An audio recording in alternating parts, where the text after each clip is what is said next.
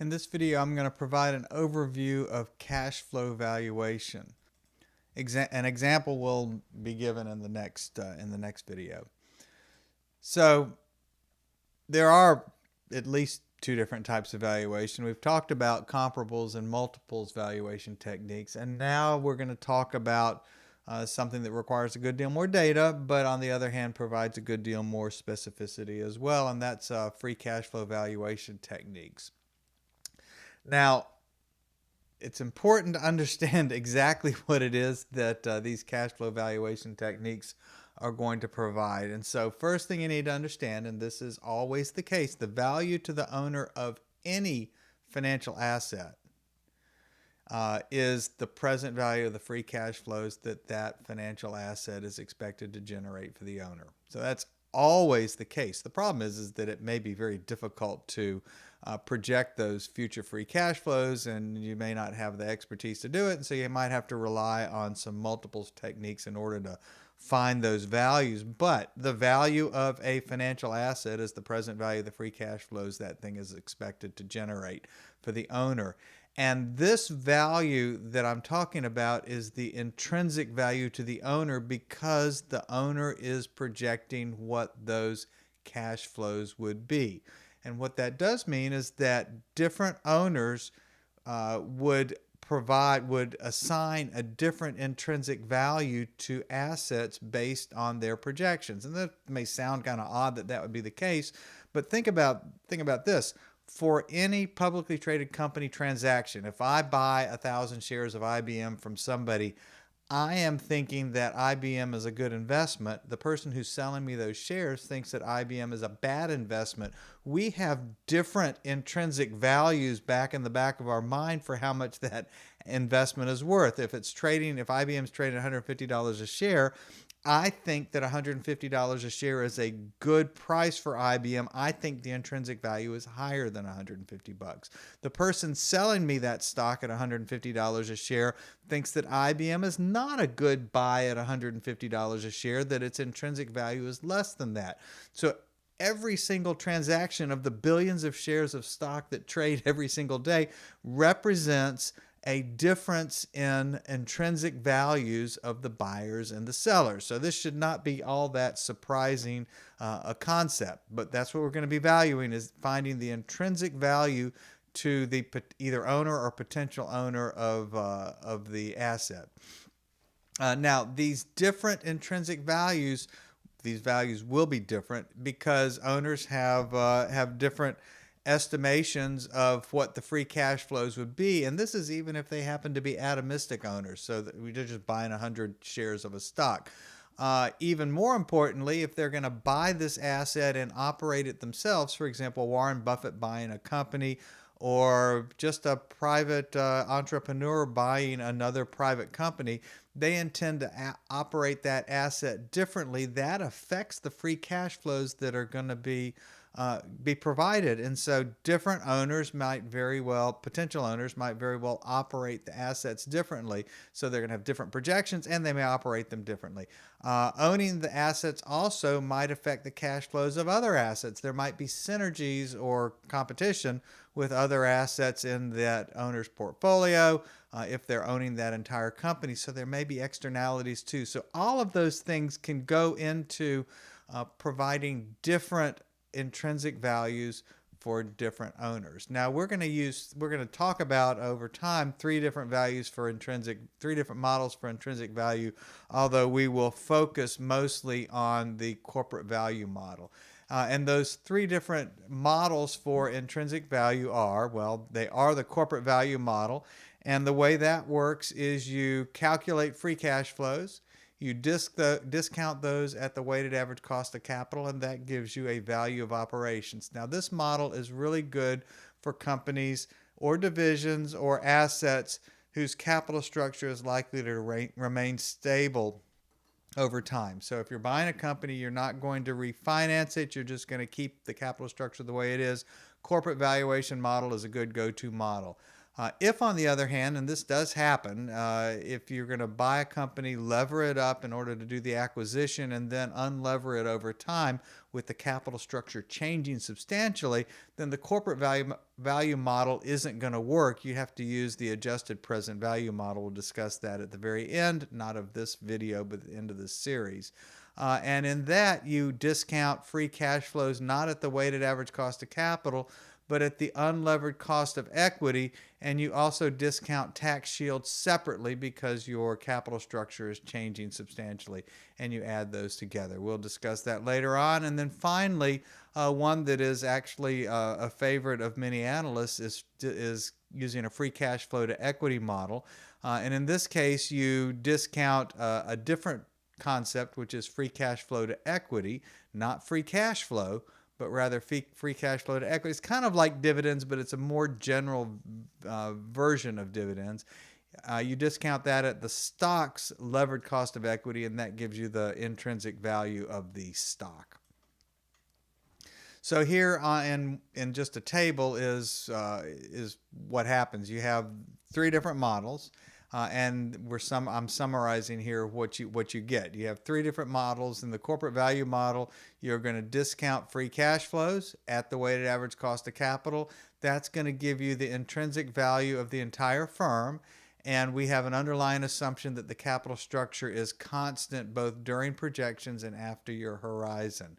The APV model is used for more interesting situations where you have big changes in leverage. You discount not just free cash flows, but you separately project the interest tax shields because we've got the debt level changing over time. We use not the weighted average cost of capital, but the unlevered cost of equity. That gives us, just like the corporate valuation model, it gives us the value of the entire firm, which is the debt plus equity. And our assumption is over the specific explicit projection periods, capital structure can do any old doggone thing you want it to do, but after the horizon, the capital structure does remain constant. And then finally, the free cash flow to equity model, one that analysts like quite a bit, is you discount free cash flows to equity, not just free cash flows. You use a levered cost of equity for the discounting. That gives you the intrinsic value of equity, but you've got so many assumptions. This is a very difficult model to apply in a way that is intellectually consistent with how the firm is going to be running.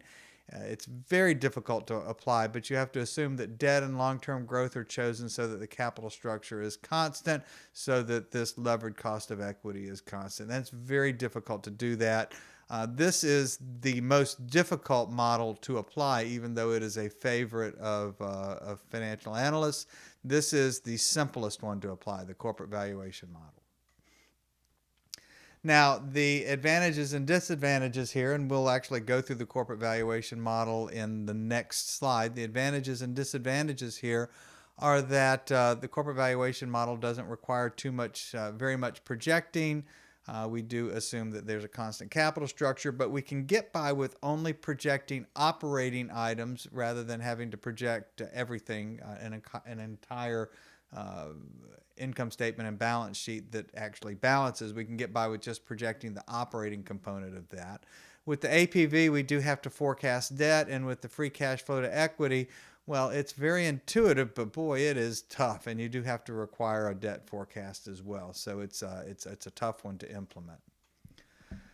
We're going to use this corporate valuation model as our go-to model. It works pretty doggone well in most situations. And so here's the picture of how it works. What we're going to do is we are going to forecast free cash flows, and we're going to forecast those from financial statements, at least partial financial statements. We'll forecast free cash flows. We'll calculate a weighted average cost of capital. We find the present value of all of those, and that gives us something called the value of operations. Now, this is not the total value of a company because we also have this other little piece here, which is non-operating assets. The total value of the company consists of its operations and any non-operating assets. Typically, that's things like marketable securities. Now over here on the right hand side, this is a picture of the exact same company, but I've now broken it up in terms of the owners of the various cash flows. The debt holders have a primary claim, the equity holders have a residual claim. And so if you want to know the equity holders claim, we project free cash flows, find their present value, add in the value of non-operating assets to get the entire circle, subtract off debt, and that gives us what's left over, which is the equity. Now, the present value of future free cash flows is both easy to write down and fairly complicated to calculate. It's easy to write down. It's just the present value of all of those projected future free cash flows. And the steps, estimating the weighted average cost of capital, projecting, if not complete financial statements, at least partial financial statements, the operating component of it. It's easy to calculate. So estimating weighted average cost of capital, not all that easy. Projecting financial statements, a good deal harder. Calculating projected free cash flows is easy. We'll get to that in the next lecture. Discounting is easy as well. Adding in non-operating assets and subtracting debt is very straightforward too once you have the projected financial statements. But these two parts are difficult, and as a matter of fact, they are so difficult that most analysts won't mess with those and instead will rely on multiples methods to calculate an intrinsic value of a company rather than trying to do financial statements. Estimating the WACC and projecting the financial statements, they require skills, they require training, they require judgment, and you have to have done a number of these before you actually acquire skills, training, and judgment to do it. This will be one set of them, and the more of them you do, the better you get at it. We're going to work through examples that have increasing complexity, so we can do concepts first and then details after we've got concepts in order to make our valuation skills better. And then here's the big kicker, is that real companies are tough. Example companies are always easy because you just make up examples. Real companies are tough because if it's a non-publicly traded company, if you're valuing somebody's privately held business, you've got missing data. Estimates are merely guesses. Historical data might be missing. You may find it virtually impossible to find comparables, but you've got to value these anyway. If there's going to be an acquisition, you have to come up with a price, and so you have to do the best that you can based on incomplete information. So in order to be effective, you've got to know what you're doing. You have to know why you're doing it. You have to know what to do about the estimates for the things that you don't really have good answers to, and you need to know the limitations of your data and your analysis. All of that means that you have to know inside and out what you're doing, why you're doing it, and what the other alternatives are should you not be able to get exactly the data that you need. Because ultimately, the fact is that you've got to value these acquisition targets anyway. You have to come up with a price for them. And so that's what we'll do in the next several videos.